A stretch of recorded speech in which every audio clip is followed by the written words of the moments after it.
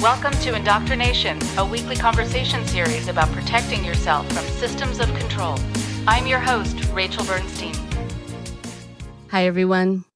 I wanted to make sure to mention, just in case you didn't know, that I have put together some series of webinars. One is a 3-part series for people who have been affected by systems of control.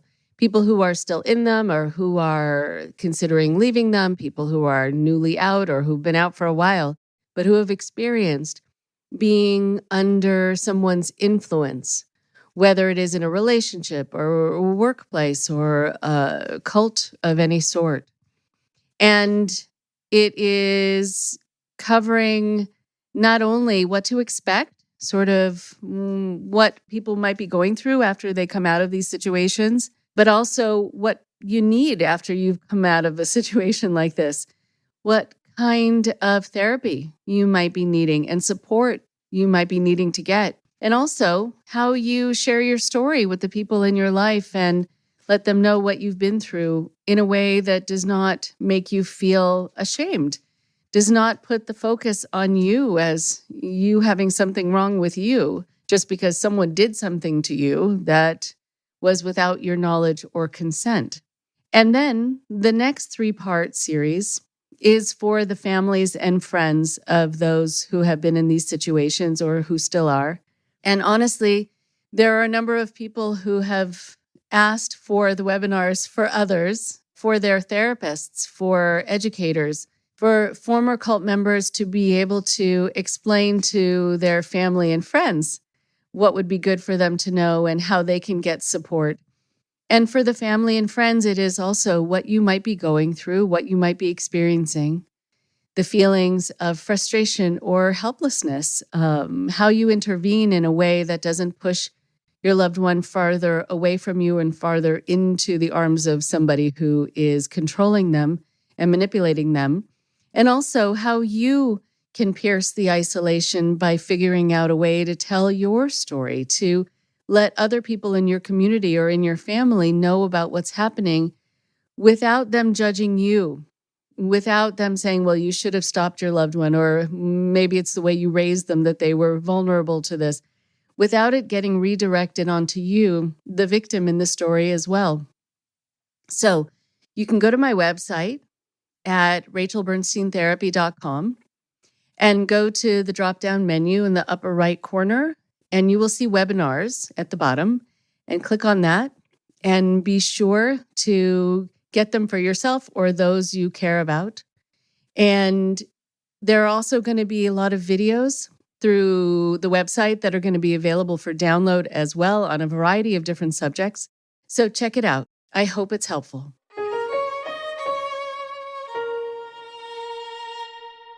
Today on the show, we have Carol Murchison.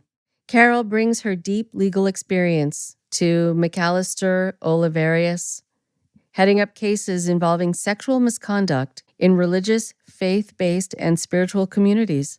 As an investigator, she has worked to uncover sexual misconduct within the Shambhala international lineage of Buddhism, the Sivananda Yoga Vedanta centers, and is currently assisting other spiritual communities in bringing allegations of sexual misconduct to light. She has worked with survivors of abuse and misconduct across a number of global spiritual and religious movements, and has extensive experience as both a litigator and an investigator. Before joining McAllister Oliverius, Carol was a partner in the Philadelphia office of Morgan, Lewis, and Bockius, where she was a member of the firm's employment law practice and the director of Morgan Lewis Resources, providing training on harassment and discrimination as well as investigation services for clients. She has conducted dozens of workplace investigations and taught investigative techniques to human resource professionals at many Fortune 500 companies. She's based in New Jersey and is registered as an attorney with the Massachusetts Bar.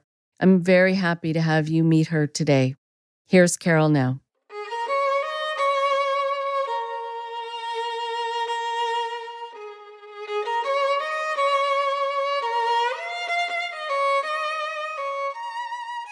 I am so happy to have Carol Murchison with me today. It is so nice to be able to hear from people from different perspectives. And one of the things that I get asked about a lot is what can be done? Here I've had these situations, I've had a horrible crime really perpetrated against me, and there's nothing it looks like I can do. The legal system doesn't quite know what to do in my area, or the police have said, well, really, there's nothing that's definable as a crime. I hear it a lot from families where their kids are over 18 and they will try to get justice, right? And the police really often only know to say, well, the person is over 18 and they can make their own decisions. And the whole point usually that someone is getting involved is because they have stopped having the freedom to make their own decisions, right? I mean, it's such an irony there.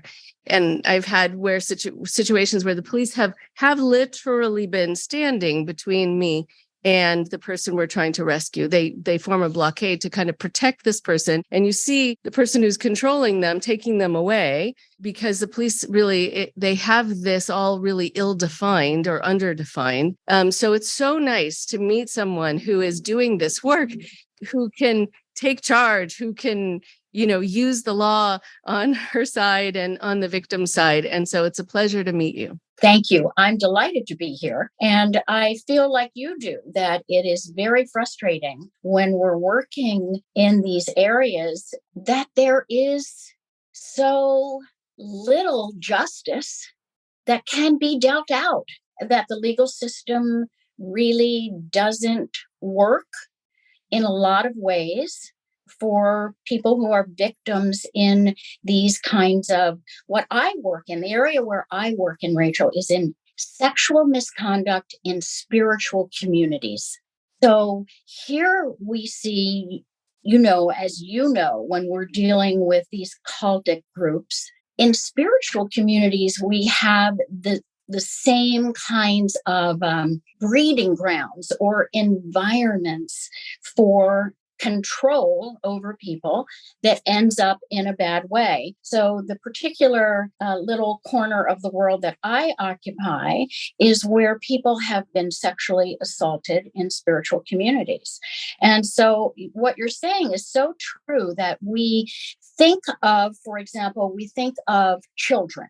We think of children who've been sexually abused, and we've come to a better understanding within the law that a child cannot necessarily recognize or be able to come to grips with, can define what has happened to them. And so we have longer, what we call limitations periods or statutes of limitations for children, right, to bring these kinds of claims. But what we see in spiritual communities, in cults, is that the same kind of thing happens, but to adults who are being controlled. They're in a very high demand group, and they're not able to define and come to grips with the trauma that they've experienced within the very short period of time that the law gives them. So I'll give you an example. In some states, the statute of limitations for sexual assault, no matter who is the perpetrator, is 2 years. And sometimes, even for children, it's quite short. Whereas in Canada, I'm learning, Canada has no statute of limitations on sexual assault. And that is more in line with what we understand about dealing with, no matter what your age, dealing with people who have trauma. It takes them a long time to be able to come to grips with it. And so those are changes that we're seeing slowly, surely. Just in October, President Biden signed into federal law something that abolishes the statute of limitations under the Human Trafficking Act for children. And so we're seeing more of this coming. But right now, that's the major legal hurdle, I would say. That and the issue of consent, because we're thinking that, well, you're an adult, you consented, you didn't fight. We have some growth to do in the areas of consent. And what we need to understand is that when there is a huge power differential, then we need to feel like consent isn't really possible. Yes, it's true. And I think there should not be a statute of limitations. I mean, because everyone has their own timeline. And also, by the time someone's taken seriously, too, they've usually been dismissed and dismissed and dismissed after they got the courage to say something. And they have kind of run out of resources or ideas and finally found someone who would listen, but it's 5 years later and now it's too late. There's also, I think, what happens in spiritual communities, as you've seen, there's this feeling that you're betraying the leader, you're betraying God, you're betraying the community. And so you have this burden on you that you can't go forward, that you can't get justice, that you can't say what happened. And there's also this code of secrecy that is so pervasive. You know, what happens here needs to stay here and people won't understand. And so don't tell. So there's already a culture of keeping this under wraps and in the shadows, which is, I think, very purposeful. I'm remembering too, in the 80s, there was a book, The Courage to Heal, which was very problematic book because there was, on the one hand, it was empowering for people to learn that sexual abuse can happen to you and it really is a real thing and how to define sexual abuse. But there was this message that if there are swaths of your childhood that you don't remember, it's because you were sexually abused. So there was this tipping over to the other extreme of over-defining and people getting accused of things that they had never done. And then there is the other extreme of,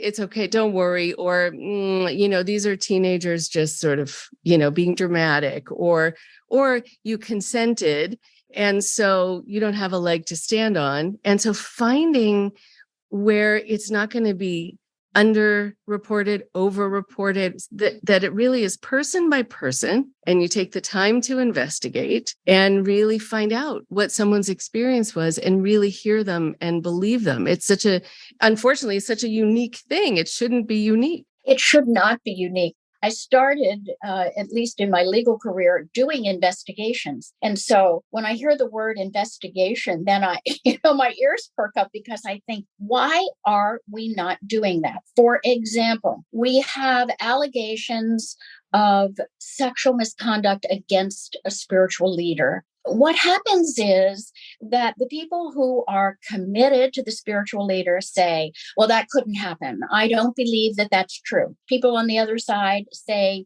yes, it is. It could be true. But where are we in the middle where we say, let's find out if it's true. Let's investigate. And we have so many situations, and I must say, should not need to be said, but I will say that we're talking about all religions. We're not talking about just one.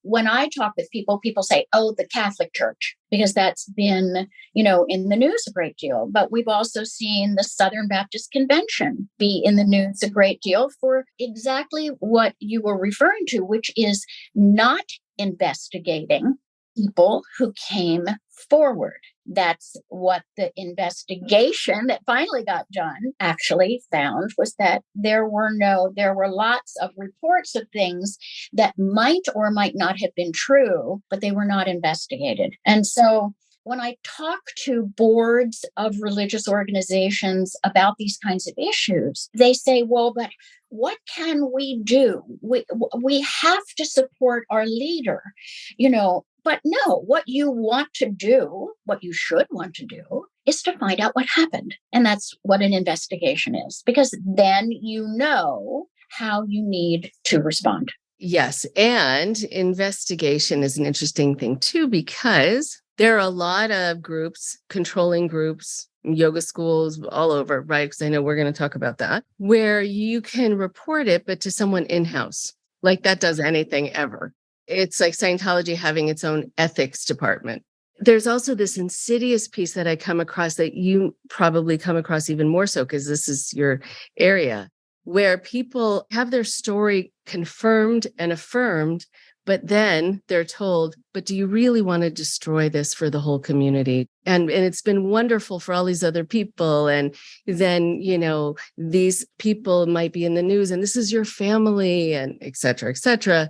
So yes, it happened, but really, that you're given all this guilt to not go further with it. It happens all the time. And I will say that even when people don't give you that guilt explicitly by saying those things, that survivors of these things in spiritual communities have that guilt anyway, because many of them feel like the teachings themselves have been valuable. And many of them are second generation in a particular religious group. So they are really having to leave a community, which is in many ways the biggest loss that survivors experience. They experience oftentimes an assault, which is traumatic. They experience institutional betrayal of the organization and the community that they were involved in that then wanted to silence them. And they experience then a loss, which for many is a loss of an entire community. And gee, those are three very difficult things to lose. So what I see when people are willing to come forward about these kinds of things. Oh, and we haven't even talked about the shame of, did I consent? Did I give something off? You know, the typical kind of thing in any of these situations where, did I invite this? I mean, even in addition to that kind of thing, we have all of these other things stacked against people who, many of them, are coming forward and looking for creating accountability for these organizations, some kind of justice for themselves, some kind of opportunity to have a voice and to be able to say what happened to them and to be able to have people listen to them and for people to say, I'm going to hold this organization accountable. As imperfect as it is, for many of these organizations that are not able to police themselves, they're not able to look internally and say, is there something wrong here? Then the justice system, and particularly in my view, at least the civil justice system, not the criminal justice system, but the civil justice system is a way to bring some sense of accountability to organizations, particularly who are covering these things up, who are enabling them, allowing them to happen. It's important. It's important that not just the person who was the perpetrator be held accountable, particularly in situations where organizations are aware that this is happening and they have the kind of response that you just spoke about, which is, well, but do you really want this to happen? Or, no, you misunderstood. You know, the one that I hear all the time, and I think is, you will recognize as a kind of a cultic kind of statement. The guru knows what's best for you. He only does what is a blessing for you. So even though it may appear to you that he is sexually assaulting you, it's actually for your benefit. That does some severe twisting to people's minds, and it makes it very difficult for them to come forward. So those women who do, believe me, we owe them a tremendous debt of gratitude. Oh, yeah. Because they are rolling a rock uphill, right? Oh, they are. They are. It's a thankless job. I worked with a number of women who were in La Luz del Mundo, who were from young girls. They were trafficked in underground tunnels to the pastor, and had to buy their own kind of sexy clothes at their own dime to please him when they're 8, 9. I mean, there are stories that I can't share here because I just can't share them, but also they'd be way too disturbing. I'm sure that happens to you too, where you hear so much and you think, okay, what audience am I saying this to? And let me hold back. But just to, give kind of a flavor of the awfulness without going into it, a lot of them really felt that they were meeting with God and that they were specially chosen. And so I think I want to ask you about this. And then I want to ask you about your interest in it. And then we'll come back to talking more about the law, because I have some legal questions for you. I realize things that I haven't been absolutely clear about, and I would love to know. I think defining something, saying what abuse is, that it's not a transfer of energy, and it's not, receiving the blessing, and, that the guru knows what's good for you.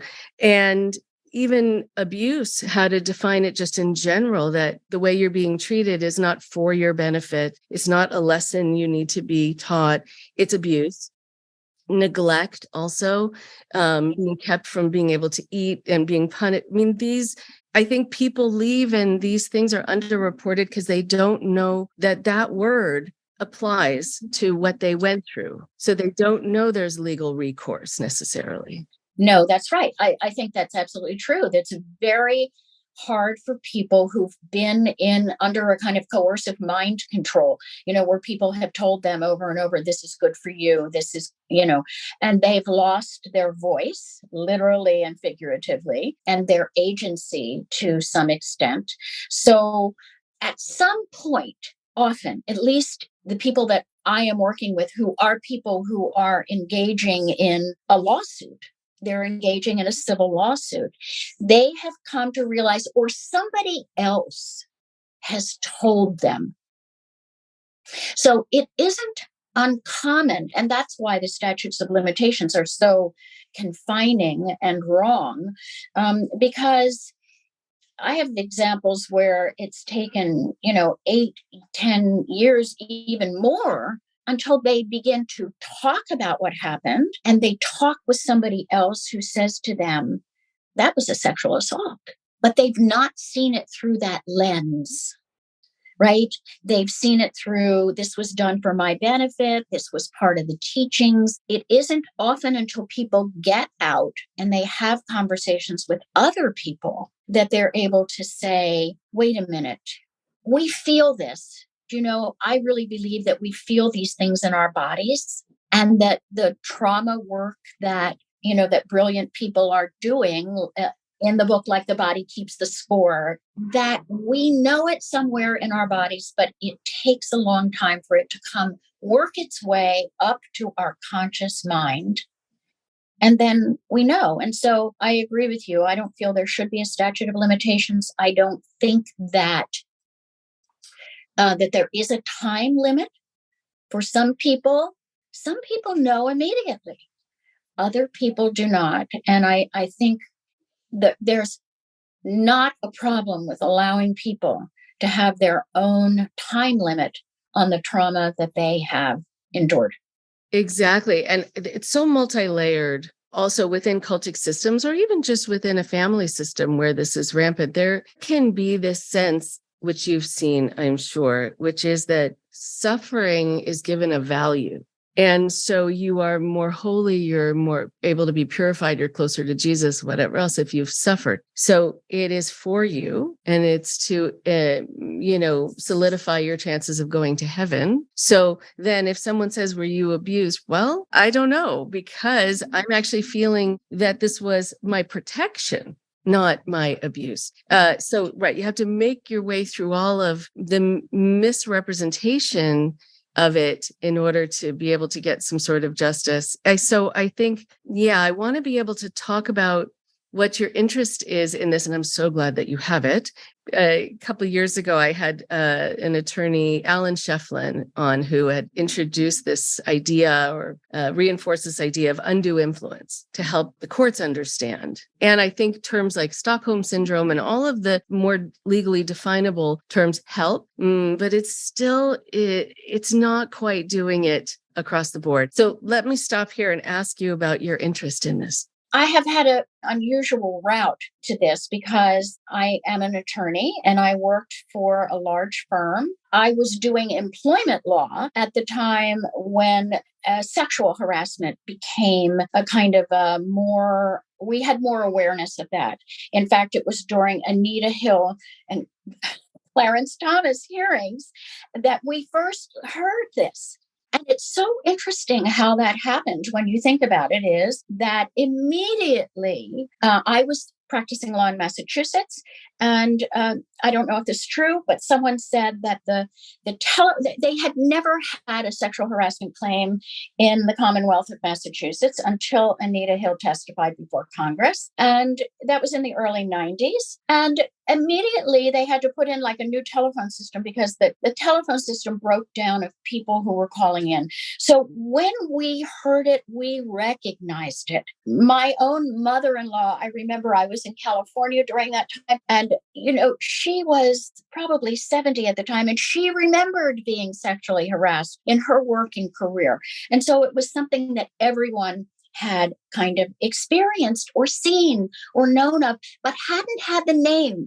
So when we named it and we saw it, then we began to act against it. And so I was an employment lawyer. I started doing training for employers, large companies, on how to have a policy, how to institute processes where people could come forward, all of these kinds of things to avoid harassment litigation and to avoid the issues in the workplace. So I did that. I enjoyed it very much. I retired from that.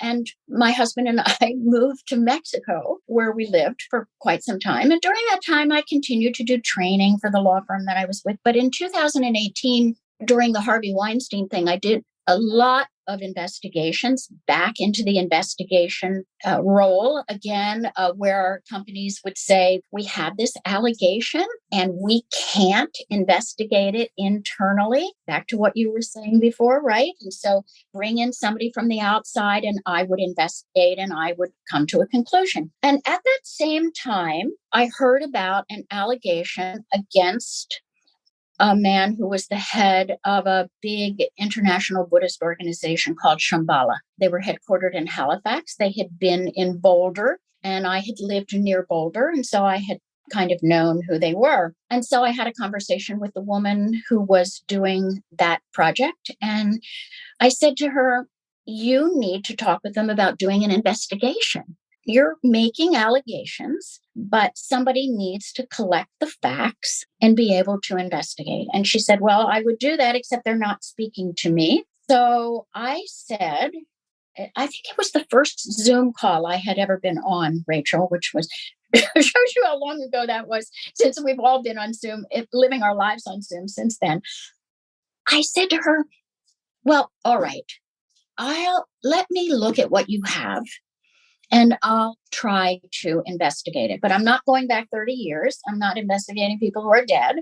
I need to have something more current than that. And immediately women began to come forward who had allegations of sexual assault by the leader of the organization. And so I found myself thrust into a full investigation, as full as I could make it, knowing that I couldn't really go into the organization. I didn't have that kind of a mandate.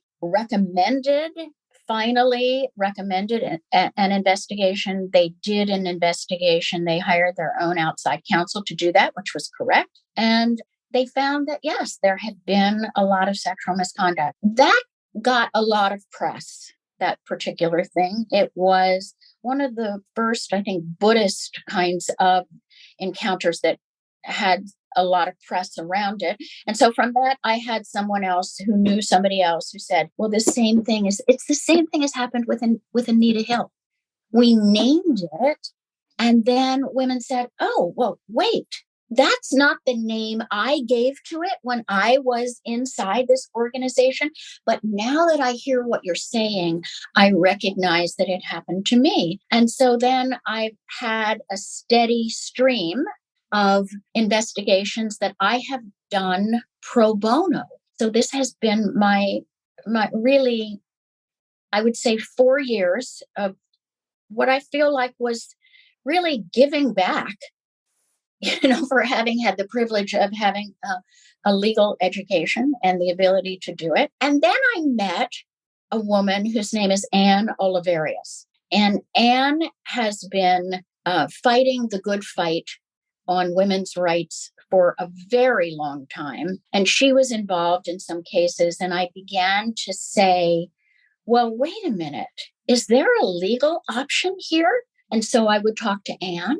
And then I would talk to a woman that I had done an investigation for, and I would say, I think this is credible. I think this is true. Will you take this case? And so eventually, Anne asked me to come and join the law firm and to litigate these cases. So I've had a kind of back alley route. It happens a lot. If you haven't had the experience yourself, often people coming to this, I know me too, we've had sort of circuitous routes. And That's okay, because I think along the way, you can pull from what you've learned in other arenas and see how it applies here, which I think is really good information. And I did a talk on women in cults a couple months ago. And when I was doing my research going back in my files, it was good. About 60%, more than 50, about 60% of the women talked about sexual abuse of some sort. I mean, it's a huge percentage. And they often, when they got involved as adults, they talked about how they were often made to sign NDAs, and they felt that they couldn't come forward. That's the other reason that there shouldn't be a statute of limitations. And I had a legal question for you about NDAs, because when people sign them and they're rampant, they're big in the large group awareness trainings, they're big in yoga schools, they're big, the NDAs are all over the place. Is it true that they are legally binding unless you can prove that they were signed under duress or without full disclosure, or something was missing in the way it was handled? Well, they are often legally binding. Yes, there are ways that they can be found to be not legally binding. And you've named some of them, like I was under duress, I was under a disability, I was unconscious, things that would make it impossible for you to have the kind of mental clarity that you would need to be able to make a decision. I know that recently there's been a movement, of course, to outlaw them.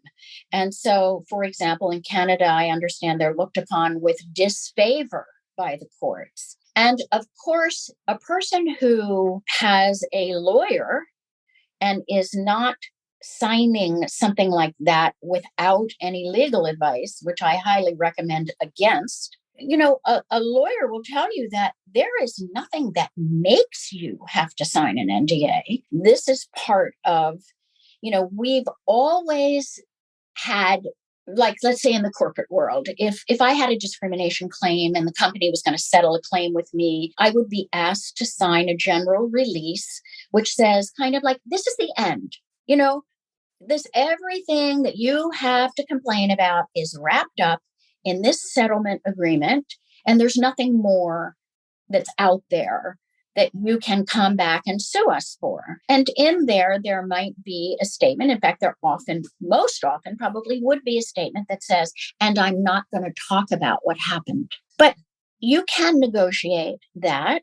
What I see is that our clients, we are listening to what they want. We have clients who say, I will not sign an NDA, or I won't sign an NDA that doesn't allow me to talk about what happened to me publicly. And so that has to be negotiated. And like any settlement, like any negotiation, it's an assessment of risk on both sides. It's the plaintiff's right to say that they don't want to sign that. Some will say, you know what?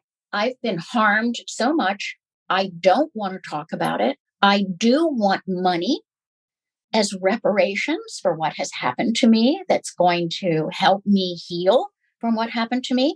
And that's okay too.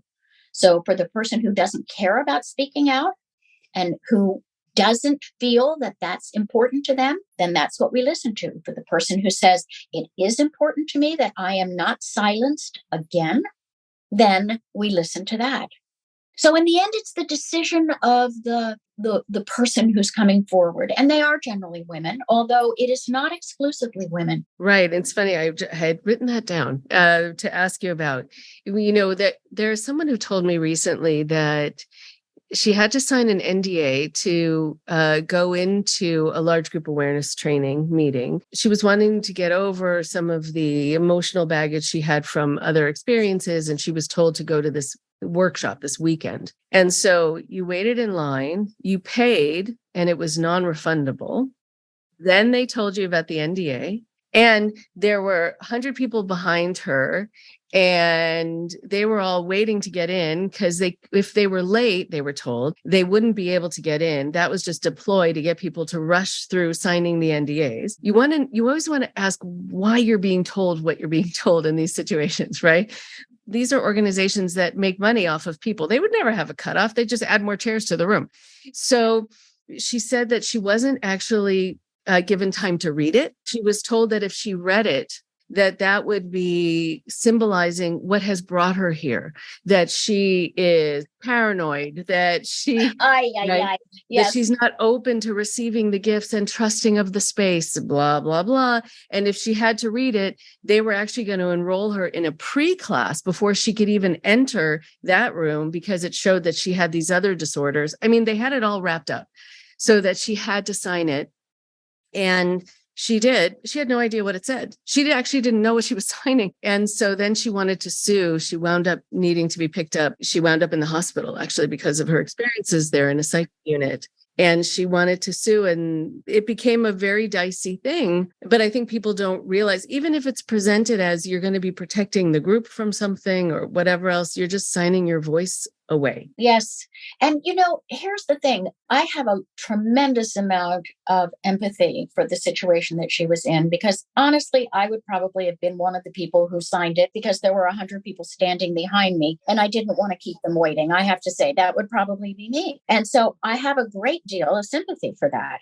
But I think that what we need to have more of is that sense that when we have a conflict, like, I'm being told to sign this, I can't read it, that doesn't seem right to me. That's on one side of it. The other side of the 100 people who are waiting, that we need to step away. We need to listen to ourselves. And that's what we're seeing in these spiritual communities that are really abusing people in many, many ways, not just sexually, is that they are trying to convince people that the voice that we have internally and externally is not a good one. And that's not true. When we have something come up that says, maybe, Carol, maybe you should just step out of line, let the other 100 people go by, that's the voice that's true. That's who we are. And all of this stuff that comes up that says, well, that's just your neuroses. That's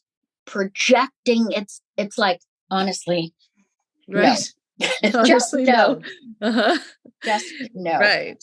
I mean, I think that's why so many of these cultic groups have an all-out war against your critical mind, right? Because that is your initial thought, like, something's off here. People who leave too, I'm sure you've seen it, they will have an initial thought or initial feeling, and then you see them kind of cloud over with how they were told to reinterpret that, or that it's something that disarms them immediately, like they had fight in them and then it just went away. Well, what is that trained, fed response to these moments that really is going to keep them from getting justice? Yeah, I think part of it is I did a training with a Zen teacher, a woman, and she's a psychologist also, Grace Shearson. And she has taught me that community cohesion is tremendously difficult for us as human beings to break. And so the more cohesion that there is, and if you think about it, this is the kind of indicator of some of the cults, is that you have to break your relationship with your family, your former life, your friends, your occupation. And then you are in this community to which you are totally glued because you have nothing else. It's not the same, for example, as being in a religion where you go to church on Sunday, you see people, you smile at them. Maybe you go to a service or a meeting during the week, or you're on this committee or that committee, but you're still living in a community. When you have nothing else, that cohesion means that you begin to look for reasons why you don't have to rock the boat, why you don't have to break that cohesion. Someone told me a long time ago, I thought it was very interesting. They said, if you look within these groups and the people who are within the group do not have 3 or 4 or 5 people that they are friendly with outside of the group, then it stands a good chance of being a cult, right? Because when you're with people who are outside of your group of cohesion, you begin to get different ideas. maybe that's even, clearly that's one of the reasons why these organizations are so successful. They're isolating people from outside ideas under the guise that outside ideas are a bad thing, that you will not be able to survive in the outside world because it's terrible out there. Well, yeah, we have a lot of problems out here in the outside world, but there are a lot of problems within these groups as well. Oh my goodness, yes. It's so interesting because I hear something often that feels so uniform across the board, which is I was shocked to find out that the world was an okay place and the people in it were nice and they actually cared about me and that I could have an unconditional acceptance, unconditional love for the first time, even with the world. I mean, God knows we have right. a It's ton exactly of stuff, right? Yes, I know exactly what you're talking about. Yes. Right.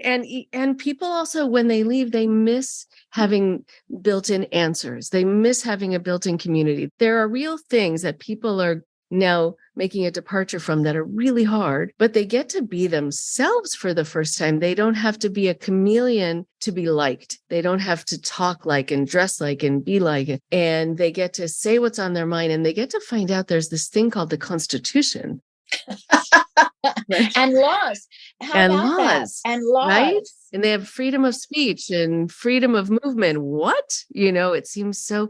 So let's move to talking about the men and boys, because I was involved with it wasn't my idea to do the raid on the FLDS compound, let me just say, but they brought me in to help with the social workers who were working. And I met some of the lost boys who were kicked out. I've worked with boys who were in the Children of God who were feeling suicidal. They couldn't protect the girls and the women, their mothers. But there are a lot of boys and a lot of men who are sexually abused and don't feel like they can report it. And I've also seen with some domestic abuse situations that the woman was the abuser and the man had learned you don't hit a woman, and a man who's a foot taller, the police come in, make assumptions, he gets arrested, even though he's the one all bruised and battered. So what do we need to know, or what is the law doing to help address what men have really gone without feeling like they have representation, or what would help them feel like they can be brave enough to say, even though I'm supposed to be strong enough to defend myself, I was still attacked. I was still raped. Yeah. Well, so first of all, it's important to understand that the law, in my mind, is kind of two things. So there's the law. So it's written down on a piece of paper, and I could read it to you. And it would tell you what sexual assault is, and it would tell you what rape is, and it would tell you all of those things. And it would not say one single thing about being male or female. It would not say this only applies to women. It just doesn't. That's the law. But there's also the law that gets applied, or the law that gets filtered down through the processes, through the cultural messages that we have, many of which you've just alluded to. I should have been stronger. Maybe this makes me homosexual, and this is something that isn't that isn't a positive thing in my community. There are all kinds of messages, in the same way that women get messages about their cultural place in the universe. Men do too. So the law doesn't apply differently to men than to women. So that's the first thing, that when we're talking about rape, when we're talking about any kind of sexual assault, for example, it doesn't anywhere say, well, you men are just going to have to live with it. So the first thing is that people should understand that the law is there to apply to them. It doesn't preclude them. How it gets rolled down, for example, in the criminal law system, where it gets rolled down to the level of the police. So many women will not go to the police. I can imagine that a man might not want to go and bare his soul to a police officer. And yet that's the entry point to the criminal justice system. The entry point to the civil justice system is different, right? So if we talk about these two systems kind of side by side, like two rails. One rail is criminal justice. It leads to if you get through it, which amazingly few sexual assault victims actually make it to the end of the line and get any accountability. The accountability is only one thing. Somebody either goes to jail or they get some kind of punishment. One person, generally speaking. So this does not address the issue of organizations that are allowing these things to happen. Whereas the civil justice system, you have your own lawyer, and the remedies are they're more diverse. One of them is, of course, money. Nobody goes to jail going through the civil justice system. What it says is that someone has been harmed, and I can put a dollar value on that harm, and you need to pay for it. In the very same way as when we were talking about having leaks in our our houses, my leak was due to my neighbor's system, and my neighbor has insurance and he has to pay. It's very similar to that concept. There was harm done. Now we're going to put a dollar value on it, even though that's hard. We are able to do that in some kind of imperfect way, and you are going to pay that. And by paying that, what we hope is that you learn, the organization, that you can't do that anymore. And what we also learn is that we get to go out and say to others who are listening, hello, but you can't do that anymore either. Right? So if you're doing this, there is a consequence. That's what I feel that the civil justice system can do. Also an imperfect system for survivors. But I don't see the criminal justice system as really serving people. If you look at the cases that, that are notorious, for example, the Stanford swimmer case, the survivor there went all the way through all of the hoops and obstacles. And at the end, the judge said, I don't really want to send him to jail. So it's hard. It's a hard system. And neither one of them are perfect. But what I would say, to men as well as to women, is that the hurdles that are in the civil justice system, at least in the beginning, have to do with a limitations problem. So we're going to say, well, when did this happen? And then we're going to look at where it happened. And then we're going to look at, is there still time for you to bring a claim? So they're rather impersonal in a sense. They're not having to spill your heart out and have somebody decide whether you're an okay person or not. They're more about the system than they are about you. Harvey Weinstein is going through the civil justice system as well as the criminal justice system. There are two prongs there. But for me and a great many of the survivors that I represent, jail isn't the most important thing because that's just one person. It's really about the organization. I'm sure you find this too, Rachel, that the trauma of a sexual assault is a terrible trauma.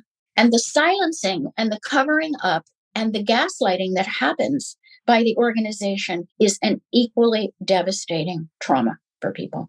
And so being able to say to an organization, I'm finding my voice and I'm telling my story, it's a big deal for people. It's not available to everyone, and it should be. But if it's available, then it certainly is worth people thinking about taking that route. There's also something that happens when people see how victims are dealt with in the court system. They either get encouraged or dissuaded. And it happened even with the NXIVM trial, where there are women who talk to me about the trauma they experienced, not only in the group, but that during the trial, the photos of their parts that they needed to send to the leader were beamed up on a screen. I mean, we're right there on TV for everyone. And they were just there for a long time. And so everyone in the courtroom could see these because they had to show the evidence. And these women were thinking, take that down. That's my whatever. Stop showing this to the whole court. So anyone who is worried about that happening, I mean, they might think, I don't want to be put through that. At the same time, they're very happy that there was a trial in and of itself. It's just that they need people like you who can say, yeah, no, stop that. Right. Just no.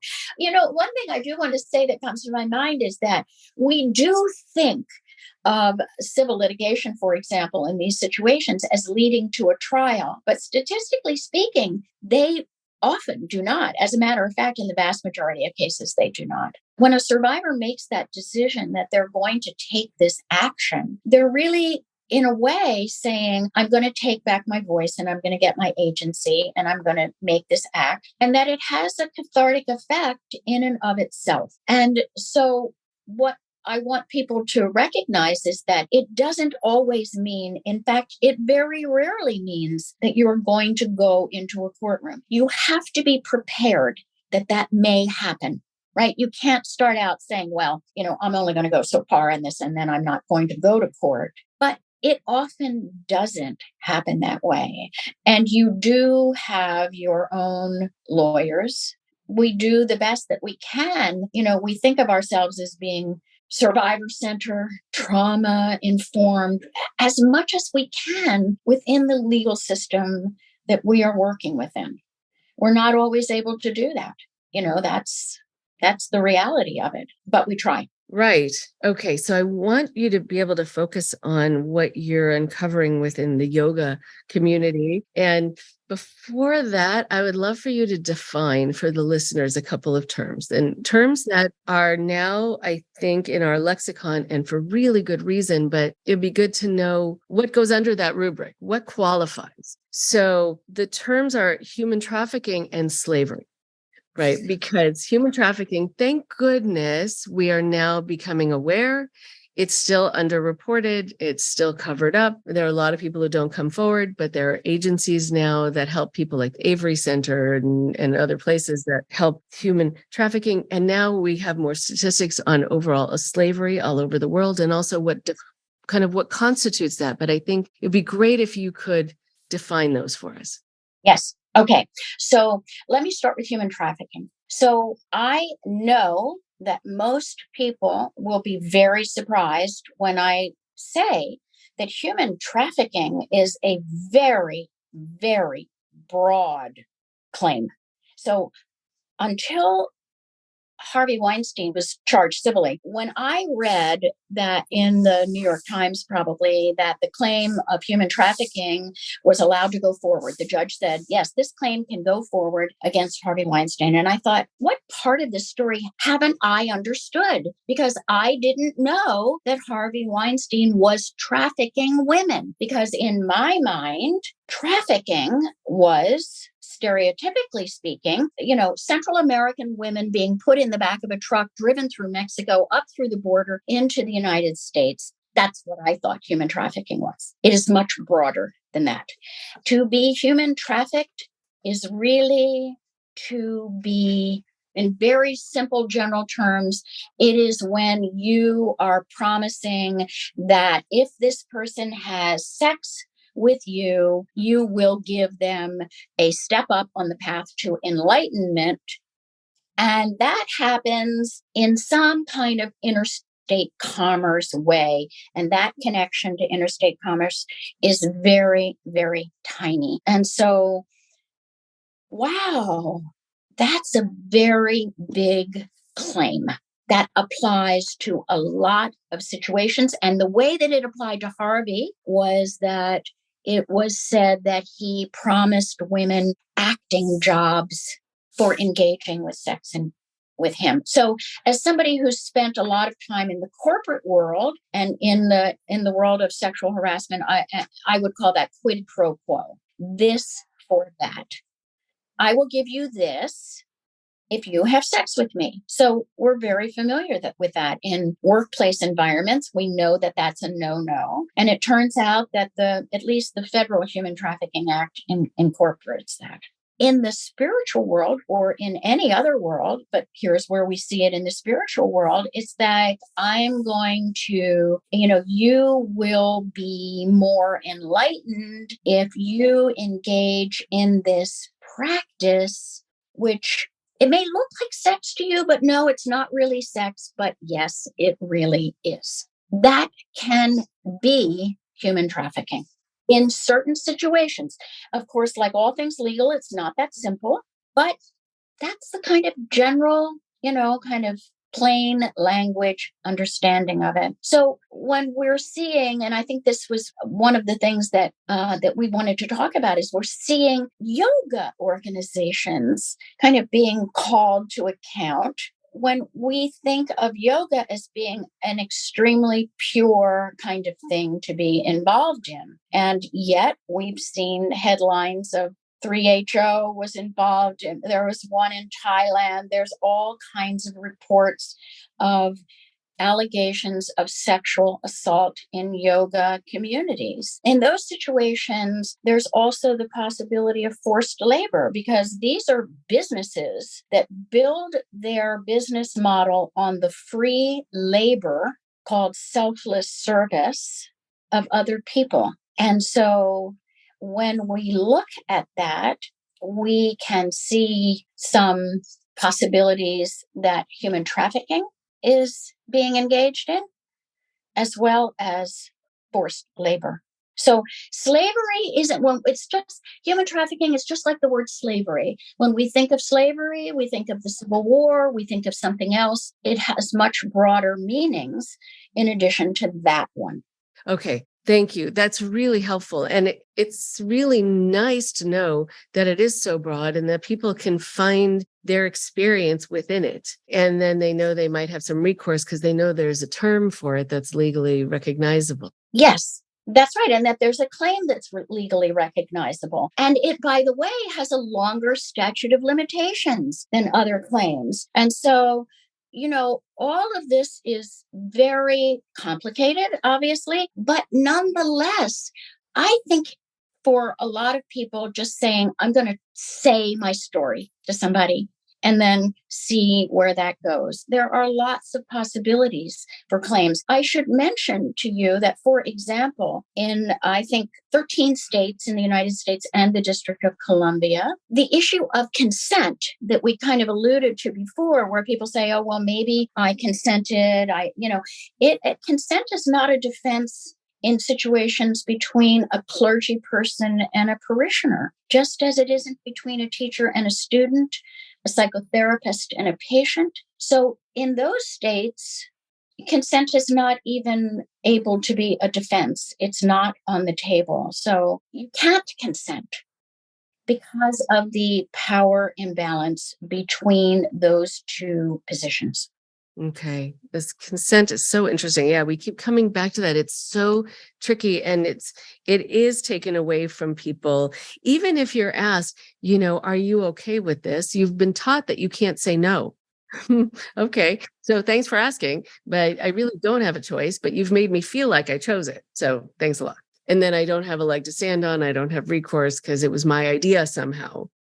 Honestly, Rachel, sometimes that's true. Sometimes there is no recourse for those situations. The legal system is imperfect. Ultimately, if things go to trial, they go in front of a jury, and somebody along the line is making an assessment, whether it's in the civil trial or a criminal trial, about whether the elements of the claim can be proven. And so some of these things are issues that society and our culture has to address before our legal system can kind of get in line with it. Do you know what I mean? Because we have 12 people on a jury. They are raised in a culture that either says this is okay or it's not okay. And they're the people who are going to make a determination. So society has to change as well before we can have a kind of a more perfect legal system for survivors. That's so well said. So tell us about the yoga community and yoga instructors, and what have you come to find out are the issues here and what can be done? Just explore that with us as we're finishing up. Well, so first of all, again, in my mind, I don't do yoga, but my daughter does yoga. So when she comes to visit me, then she goes to the yoga studio and she does yoga. That's not what I'm talking about. I'm talking about big organizations that have ashrams. And as you undoubtedly know, during the last probably 1 or 2 decades, these have become big businesses. So all of us who are overstressed, we would love to go to an ashram in the Bermudas or in India or someplace and have a yoga retreat. And that is great. But those organizations, as we see from like Yogi Bhajan is one, We see, I think in 1993, the New Yorker did a very long, extensive article on these alleged sexual abuses of Swami Muktananda. Shivananda Yoga has had an investigation into the sexual assaults of Swami Vishnu Devananda, other swamis within the organization. So these are generally the kinds of things that you would recognize when I say them as being cult-oriented markers is what we see there, which is there is no way to dissent. There's no way to have another opinion. There's no process in place for complaints. In fact, complaints are dealt with in exactly the same way that you said before, which is they are psychologized or pop psychologized, if there is even such a word, into, well, this is just your neurosis or your past life, and you cannot have any negative thoughts. You can only have positive thoughts. You are not allowed, one of my favorite ones is you cannot gossip, which is only applied to if you say to another person, I was assaulted by Swami so-and-so. That's gossip. And so you cannot do that because it's expressing a negative thought. I mean, these are stereotypical kinds of things, but I've seen all of them. I've seen this will bring you bad karma. The guru knows best. Everything that he does is a blessing. And so if he did this to you, it's because it's helping you remove the blockages and put you on a fast track to enlightenment. It's come to the point that if someone offers me a fast track to enlightenment, that I'm running in the other direction because it's generally not there. We have secrets. When things have to be kept secret, then that's a very big marker. So we're going to engage in this practice, but you're not going to be able to tell anybody. You're special. You have a special a kind of, you're more enlightened than other people are. And so we're going to have a special relationship. These are all the kinds of things that we see there. A big focus on celibacy, interestingly enough, in a lot of these religions, and certainly in yoga, which is very interesting because it leads one to perhaps feel that one is safe there from sexual advances and overtures and other kinds of complications, but people are not really celibate. So this happens both in yoga, and I've certainly seen it in Buddhist communities among monks. There's a different understanding about what is celibate and what isn't. When the rules apply, when the teachings apply only in one direction, that's another marker I think that we've seen in yoga as well. One must have compassion for all things, except I don't, as the teacher, have to have compassion for you. If the rules do not go two ways, if the teachings do not operate in two ways, then I think it's fair to ask if they're being abused. That the teachings may be fine, but the teacher may not be. Yes, the rules do need to apply equally in every situation. In corporations, the law is the law, and guidelines are guidelines. And what's ethical, what's safe, that applies to everyone equally. At least it should. Absolutely. And I think that part of the problem is that in these closed organizations, if you think about an ashram, it's a closed circle. It's separate from the outside world. It has no accountability to the outside world. And for many people that I have interviewed and listened to their stories, it happens in a place where they're not able to get out the outside world. And to your issue about forced labor, when people come in and then they're told things like, the outside world is bad. So really, you stay here with us because we have this simple life and we're going to take care of you your whole life. But you're being paid nothing. And after you're there a year or 2 years, I interviewed a woman who had been in an ashram for 3-4 years. And she said at that time, it was no longer possible for her to get out. And she began to name the things that she didn't have. She didn't have a credit card. She didn't have credit. She didn't have money.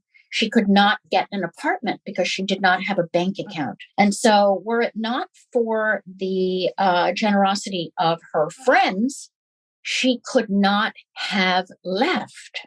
When you cannot leave and you're in this closed circle, it is an environment that is ripe for abuse. Right. And then I think back to the term slavery, right? You are Yes. not free to leave. Yes. There's maybe not a person with a gun standing at the door keeping you from going, but there are other ways for people to be ensnared into these situations where they end up with nothing.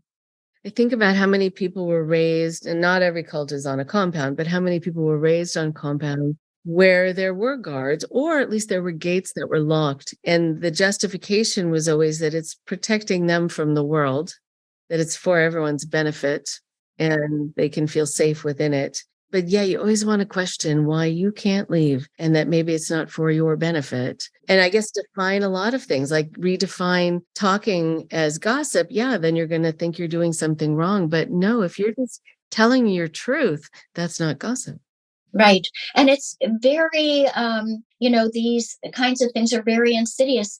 At one time in a training, a woman said that in her particular, this happened to be a Buddhist community, but it could happen anywhere, that there was a young man who said to people that he had been sexually assaulted by the teacher. No one would listen to him, right? And so then he told more people.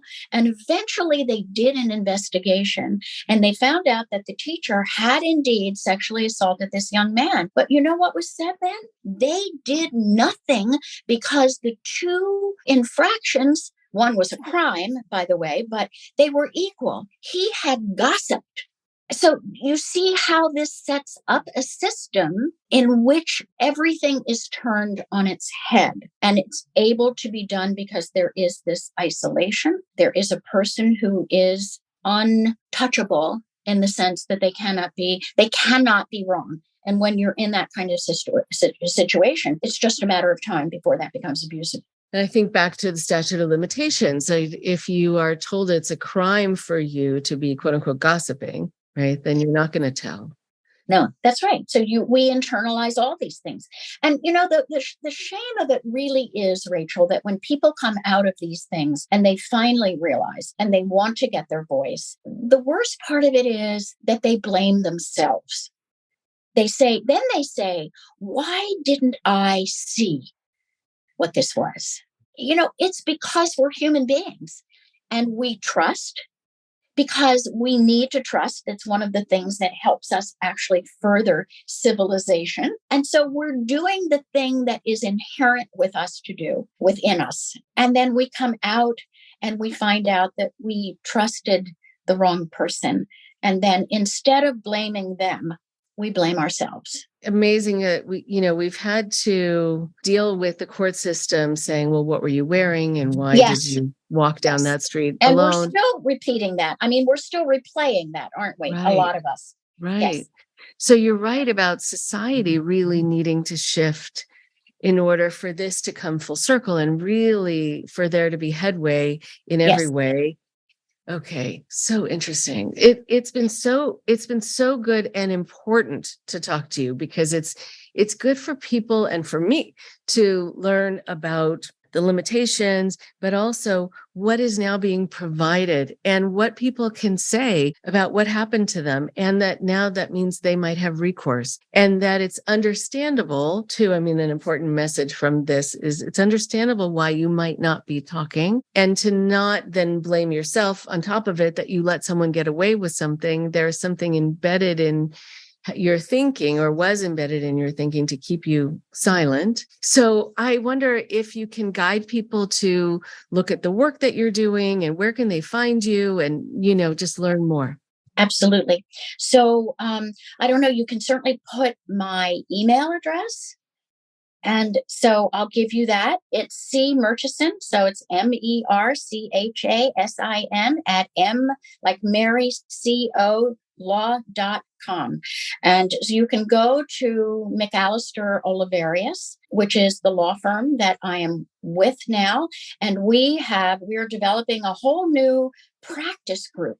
So in law firms, there are practice groups, there are corporate practice groups and, immigration practice groups, but we have a practice group on helping survivors of sexual misconduct in spiritual communities. That is what we do. We take classes on trauma and we understand and we try to understand our clients. And basically, you can go there. You can email me. There's on the firm's website, there's a place where you can email into the firm. And, always it's about just opening up a dialogue with people and seeing, some people start and they say, I just want to talk with you about talking.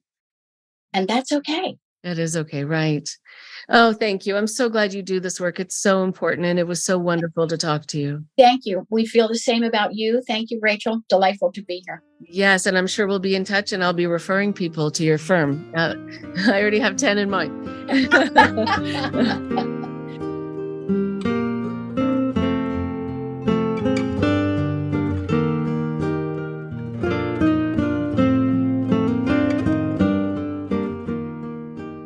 One more thing before you go.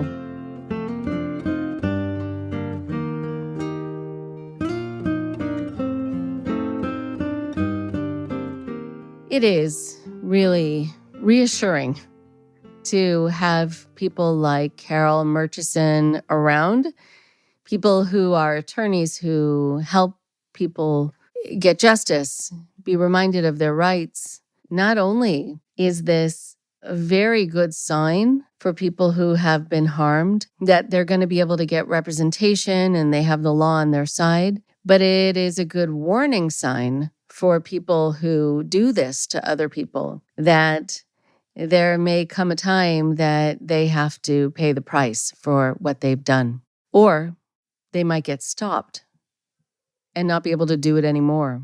One of the things that is so confusing for so many people is that they are given this impression that they went along with something. So it was okay somehow for people to do things to them because they feel that they made the decision to be there, or they just didn't fight hard enough to say no or to leave.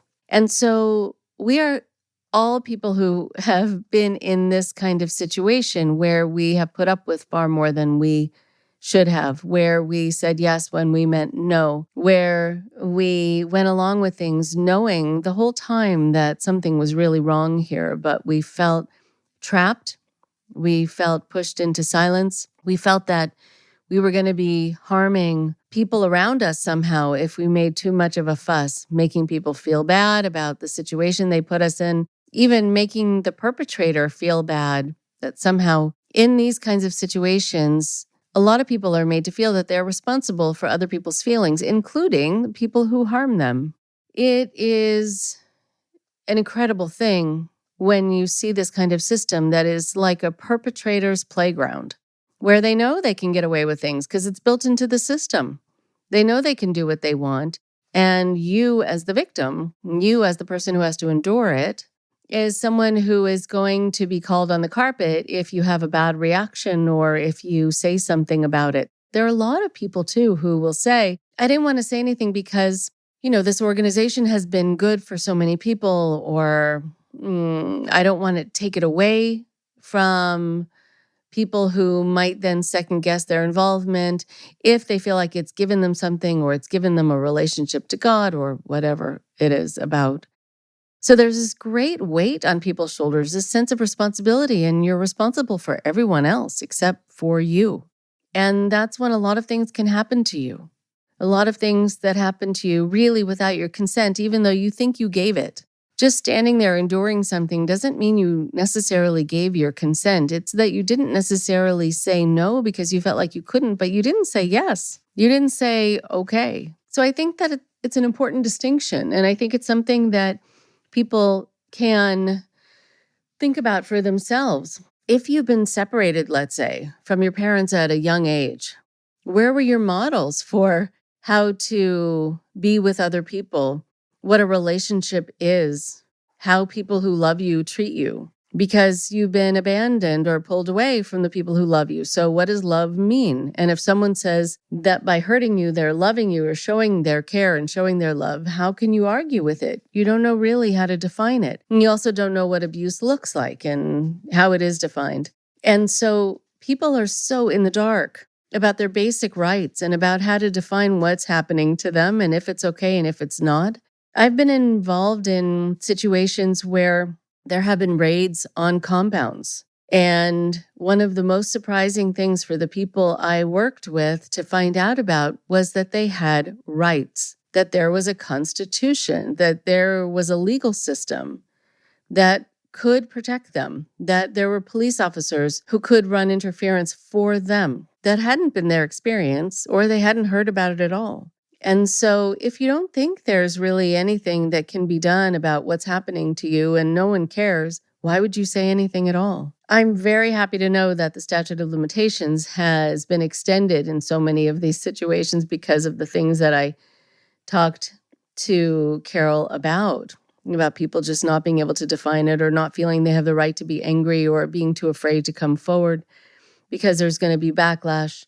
And there often is backlash. Think about all the people who have come forward, male and female, who said something bad happened to me and had to go through the response not being, I'm so sorry, let's see what we can do about it, but rather, are you sure? Can you prove it? You have a history of something that makes you seem suspicious, that makes us discount you. Why did you put yourself in that situation? Are you sure you didn't choose it? So many questions. And it is truly awful for people to have to go through that. And so people give up even sometimes before they start to get justice.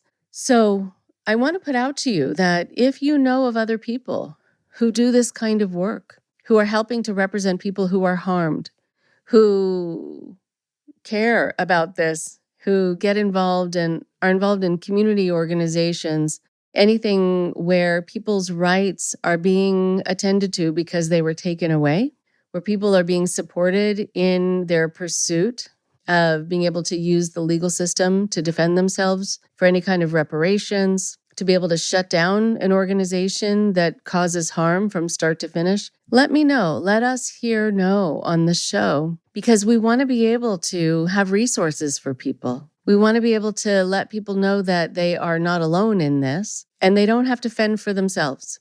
When you're involved in a cultic system and when you're involved in a controlling relationship, you learn to fend for yourself.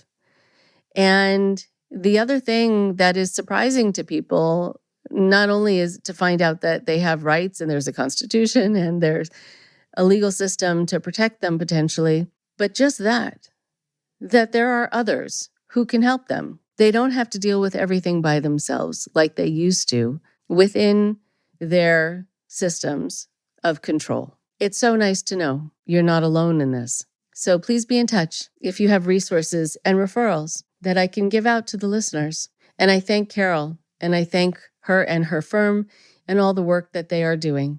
It's so good to have resources. For so long, there were none, or so limited that it was impossible to get the support you needed. And it just shouldn't be that way. Talk to you next week. Thank you very much for listening.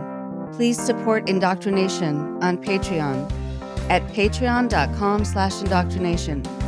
Be sure to give us a follow on our social media. Find us on Facebook and Instagram using @Indoctrination Podcast. And for Twitter, find us at @_indoctrination. We love hearing from you too. So send us an email at indoctrinationshow@gmail.com. And for more updates on the show, visit our website at www.podpage.com/indoctrination.